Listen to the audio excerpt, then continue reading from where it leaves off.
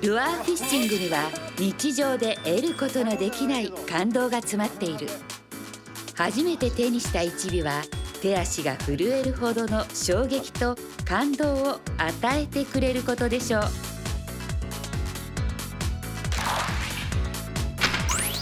さあ、感動と興奮のルアーフィッシングを始めてみましょう。教えていただくのはアジングをはじめとしたライトゲームに精通する萩原徹さん。今回は南房総、千葉県の南房総の方に来ております。で、今回紹介する釣りはですね、誰でも手軽にできるルアーでやる五目釣り、こちらを今日は一日やっていきたいと思いますので、よろしくお願いします。まずは釣りに必要な装備を教えてもらおう。ライトゲームということで、もう格好はね、普通の格好ですね。スニーカー、それからね、こういうデニム地のズボンであったりとか、普通に履けるパンツですね。それとあとね、風を通さないようなナイロンジャケットみたいなもの。それと重要なのはこれですね。命を守るライフジャケット、腰巻きのもの。これはね、もう本当落下した時とかにどうしてもね、膨らんでないと溺れてしまうので、必ずつけるようにしましょう。使用するタックル、釣り具について教えてください。使用する釣り竿とリールですねの説明をしていきたいと思います。だいたい長さがですね180センチぐらいのものを基準として選んでもらうといいと思います。ライトゲーム用、ライトソルトゲーム用として販売されているものであれば大丈夫です。で、リールの方がですね、だいたい1000番から2000番。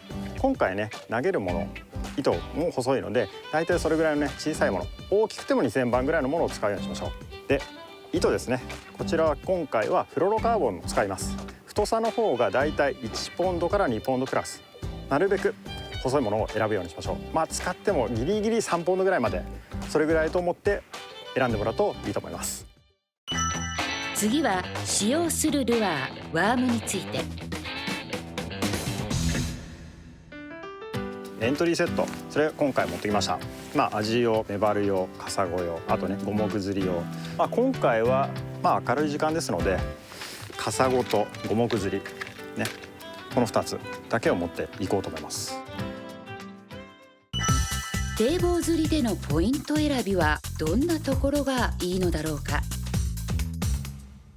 対岸にちょっと突き出たね、長い堤防があって、ここ僕が立ってるところもちょっと突き出てるような感じです。で、漁港の中で少しね、狭くなっていて海流がね、複雑になるような場所なので、こういうところを狙ってみます。まずはこちらのね、カサゴセットですねの方のこんな感じですね。ワームがね3タイプ、それとジグヘッドが入ってます。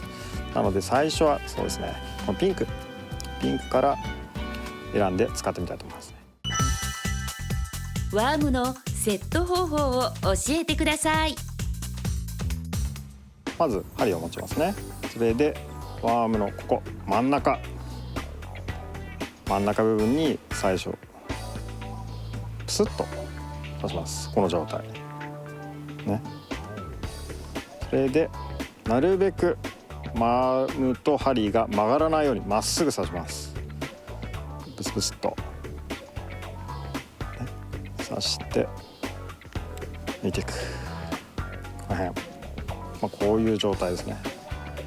そのままこう持ってスッと押してあげるような感じで大丈夫です。こんな感じ。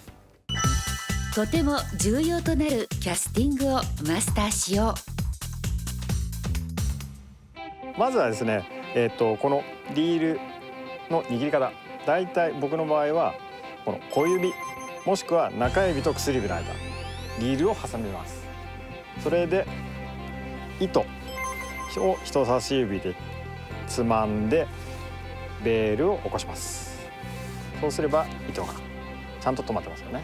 で、投げる時はですね、だいたいここを3時としましょう。時計の針の3時で、上が12時。そうなった時にだいたい振りかぶる時ですね、もう9時まで振りかぶらなくていいです。それをだいたい10時ぐらい、これぐらいの角度、それで投げるんですけど、10時の時に一番重みを感じるぐらいですね。それで2時ぐらいになった時に糸を離す。いきますよ。10 10時2時。この人差し指を離さないとルアーの糸が、この巻いてある糸が出ていかないので、だいたい10時ぐらいの角度、ここからまあこれぐらいの角度になった時に人差し指を離す。で着水したらルアーが海面にちょこっと落ちますよね。そしたらこの糸が余分な糸を出さないために起こしちゃいます。ここじゃなくてここですよ。この辺で離すイメージ。ここです。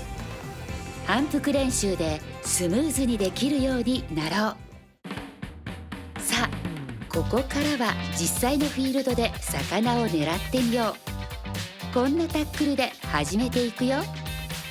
早速ですけど、いきなり沖に向かって投げるのではなく、足元にね結構ね海藻が壁にくっついてたりするので、そういう間にねカサゴとかは隠れてる、そういう魚なので、そこからねまずはもうほんと簡単ですね。ベール、これ糸を返すと糸が出るやつ、それをねベールを返してもうまっすぐ落とすだけ。スルスルスルってひたすら落とすだけで、糸が絶対に止まりますね。こう糸がもう出なくなる状態。そうすると海底にルアーがついたってことなので、そしたらベールを返してあげて、こうツンツンと動かしてあげる。でしばらくしてこう当たりがないなと思ったら、ちょいと一回ゆっくり巻いてみて、23歩ずれです。123ね。そしたらまた同じぐらいの足元のところに落としていく。もし分かりにくいようであれば、自分が見えるところでこうワームをこうやって動かしてみる。そうするとどうやって動いてるのか分かりやすくてイメージしやすくなると思うので、そうやって最初はね分かんなければ動かしてもらった方がいいと思う。カサゴはね結構上から落ちてくるものをすごく好んで食べる習性があるので、こう何回かやって当たりがないとか、全然こう何にも変化がないなと思ったら、もうどんどんいろんなところ自分でこう探していく感じ。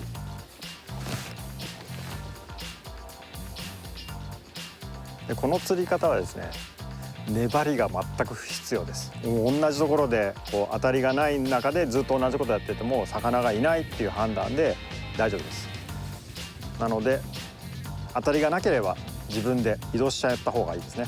歩いて。岸から釣るおかっぱりは足で稼ぐのが基本。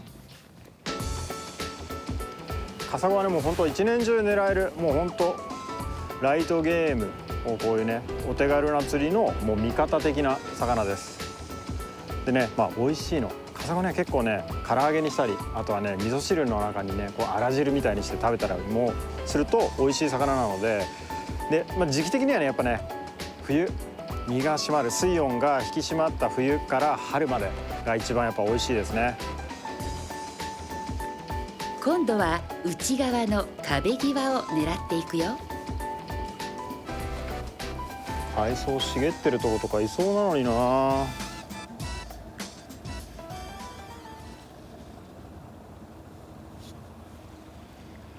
食べてごらん。お、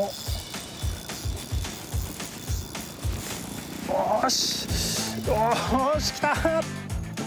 カサゴじゃないけどアナハゼ。本命のカサゴではなかったが綺麗なアナハゼですね。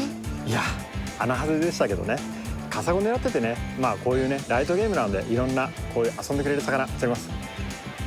釣れればね魚は問わず楽しいですよね。いや釣れればやっぱりねアナハゼでも楽しいですよ。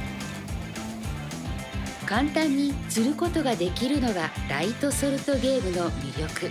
しかしその後当たりがない。相手は自然。本命のカサゴが釣れないまま日没を迎える。夜になっちゃいましたけど大丈夫？萩原さん。日もやっと落ちてきた感じでですね、こう壁とかにねくっついてたカサゴが餌を求めてこううろうろし始める時間ですので、本番ですよね。早速やってみたいと思います。一応ですね、ここちょうどね船のねスロープがあって、その切れ目とかにね結構海藻がついてたりするんで、その周辺をねちょっと狙いましょう。普通にちょっとピヨッと投げて一回きっちりとねそこまで落とす感じ、ね、そこについたらこうふわふわふわっとワームを動かす、ツンツンツンって、まあ昼間やっている釣り方と同じような感じですね。昼間と同じでいいんですね。チクタクタ釣れたぞ。お、そこの方で釣れた。あー来たかな、ついに。よいしょーかわいいけど釣れましたね、カサゴちゃんね。昼間ねやっぱりね明るい時間ね物陰に結構隠れてて釣りにくかったんですけどね、やっと釣ることできた。いやとにかく嬉しい、ありがとね。じゃあちょっと移動してまた狙ってみましょう。夜になるとカサゴの警戒心も薄まり釣りやすくなる。お、来た来た。お、よしよしよしよしよし。ほら来たかわいいサイズなんだけどかわいい。これ見て、手のひらサイズ。カサゴちゃんありがとう。いや釣れればね大きさどうこうよりも楽しいですね。明るい時間帯は壁際とか海藻が生えている物陰、岩の間とかそういうところをねメインで狙った感じです。で日が落ちて暗くなってくるとカサゴたちもね餌を求めてうろうろと広範囲に動き回りますので、広いエリアを自分から狙ってみるとよりこうやってね簡単に釣れる感じになります。ですので皆さんも釣り方を変えて楽しんでみるといいと思いますので、ぜひお試しください。それではご視聴いただきましてありがとうございました。